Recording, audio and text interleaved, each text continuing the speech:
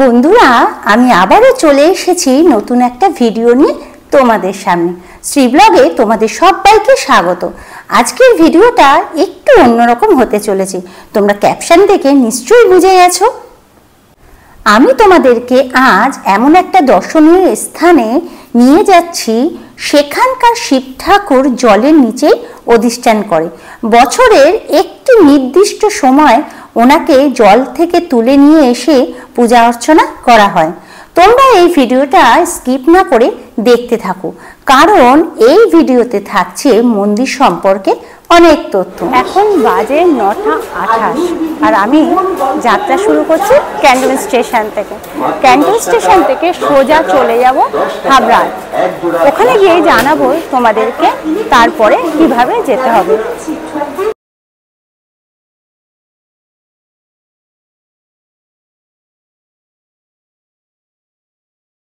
Habra station থেকে দেখো কিছুটা রাস্তা এগুলোই আমরা পেয়ে যাব অটো, যেই অটোটা কিনা জলেশ্বর মোড় পর্যন্ত যাচ্ছে এবং এই অটোটা জলেশ্বর মোড় পর্যন্ত 20 টাকা ভাড়া নেবে। তোমরা বাসও পেয়ে যাবে।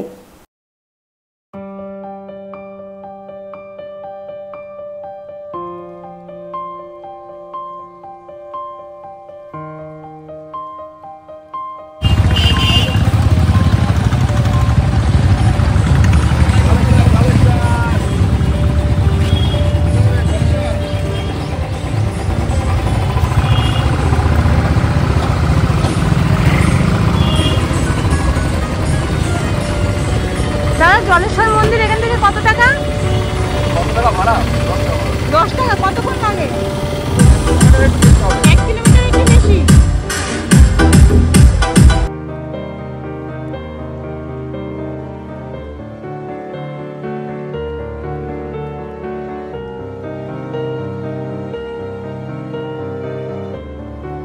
আমরা মন্দিরের সামনে চলে এসেছি এবং তোমাদেরকে জানিয়ে রাখি যে যারা তোমরা নিজস্ব প্রাইভেট কার, স্কুটি, বাইক নিয়ে আসবে তাদের জন্য এখানে অনেকটা জায়গা রাখা হয়েছে গাড়ি পার্কিংয়ের জন্য। তোমরা অনায়াসেই গাড়ি রাখতে পারবে। আমি পৌঁছে গেছি একেবারে মন্দিরের সামনে। এটি একটি বড় শিব মন্দির। এই শিব ঠাকুর সারা বছর জলের নিচে থাকে বলে এই মন্দিরের নাম হয়েছে জলেশ্বর। রাস্তা থেকে খুব সুন্দরভাবে দেখা যাচ্ছে। ভোলানাথ মহেশ্বর 12 মাস তিনি থাকেন জলের নিচে। চৈত্র মাসের 3য় সোমবার জলের নিচ থেকে ভোলানাথকে উপরে তুলে নিয়ে আসা হয় পুজো করার জন্য। উত্তর 24 পরগনা গাইঘাটা থানার অন্তর্গত জলেশ্বর গ্রামে এই মন্দিরটি অবস্থিত। এই মন্দিরকে কেন্দ্র করে অসংখ্য ভক্তগণের আনাগোনা সারা বছরই লেগে থাকে। জানা যায় সেন বংশের রাজত্বকালে দ্বাদশ শতকের শেষ দিকে এখানে শিব পুজোর প্রচলন চালু হয়। প্রথমে এই মন্দিরটি ছিল মাটির দেওয়াল ও টিনের ছাউনি দিয়ে তৈরি।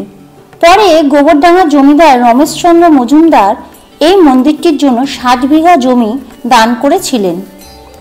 মন্দিরের পাশেই রয়েছে 4 একর 40 শতকের একটি পুকুর, যা শিব পুকুর নামে খ্যাত। এই যে শিব পুকুরটা দেখতে পাচ্ছ তোমরা বন্ধুরা, এটি শিব পুকুর নামে পরিচিত। এই শিব পুকুরেই সারা বছর মহেশ্বর বিরাজ করেন। শিব পুকুর থেকে চৈত্র মাসের 3য় সোমবার জল থেকে তুলে প্রথমে বিগ্রহটি পুকুরের পাশে তৈরি করা একটি চাতালে রেখে পূজা করা হয়। এই যে চাতালটি দেখতে পাচ্ছ, এখানেই পুজো করা হয় এবং ছোট মন্দিরে তারপর নিয়ে যাওয়া হয়। এই জলেশ্বর শিব মন্দিরটি খুব জাগ্রত। বাবাকে মন থেকে যা বলা হয় বাবা নাকি পূরণ করে। তাই এই মন্দিরে এসে পুজো দেবো না তাই কখনো হয়? চলো পুজো তাহলে দেওয়া যাক। দাদা কত করে ডালি? 50 টাকা করে। আচ্ছা একটা নিলাম। হ্যাঁ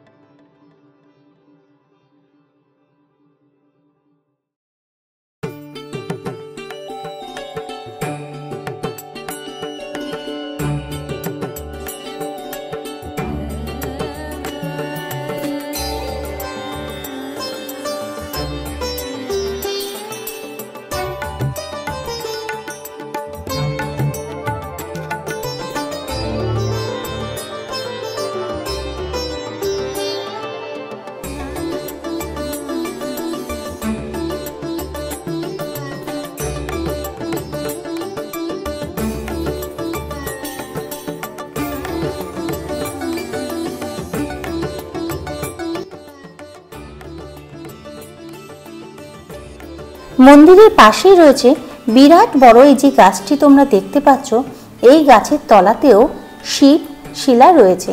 এই শিব শিলাতেও দেখো সবাই মিলে পুজো দিচ্ছে এবং তাদের মনোকামনা জানিয়ে যাচ্ছে।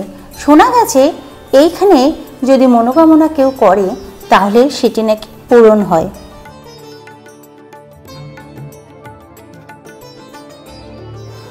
ভক্তরা সকলে শিব পুকুরে স্নান করে পুজো দিয়ে পুণ্যলাভ করে।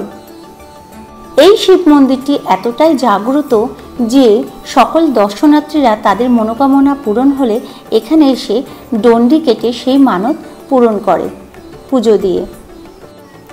এই জলেশ্বর মন্দিরের সবচেয়ে আকর্ষণ হলো চড়ক পুজো। এই পুজো উপলক্ষে সকল সন্ন্যাসীরা তারা নীল পুজোর পরের দিনকে বাবাকে পুজো দিয়ে পুণ্য অর্জন করে। এই চড়ক পুজোটা কিভাবে সন্ন্যাসীরা সম্পূর্ণ করছে সেটাই তোমাদের আজকে আমি বিস্তারিতভাবে দেখাবো। কারণ এই চড়ক পুজোটা মূল আকর্ষণ হলো বটিতে ঝাঁপ দেওয়া, এবং প্রথম থেকে শেষ পর্যন্ত তোমরা দেখতে থাকো।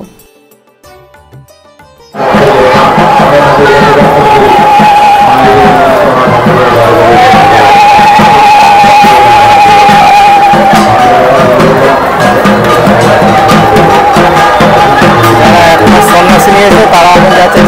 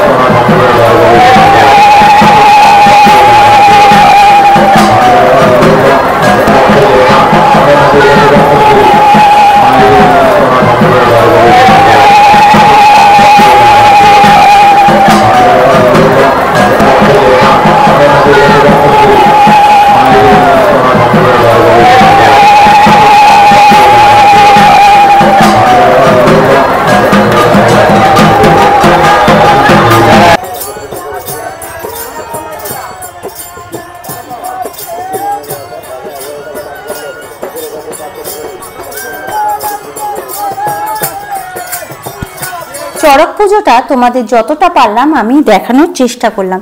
এবার চলো চড়ক মেলাটা তোমাদেরকে ঘুরে দেখাই।